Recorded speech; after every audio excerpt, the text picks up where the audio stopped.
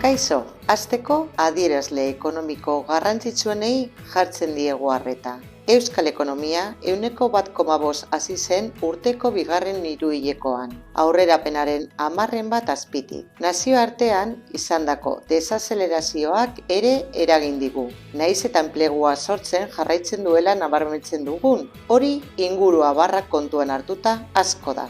Bestalde, esportazioak ia 7% jaitsi ziren uztailean, iazko hilabete beraren aldean. Produktu energetikoek kalte egin baitzieten. Ia 80% murriztu ziren. Hala ere, merkataritza saldoak positiboa izaten jarraitzen du. Eta udako balantza izteko, Euskadiko hotelek ia 900.000 ostatu gauetara iritsi ziren abuztuan. Serie historiko osoan lortutako zifrarik handiena da. Bizitatzen gaituzten pertsona guztiei egiten zaien ongi etorriari balioa ematen diona. Hurrengora arte!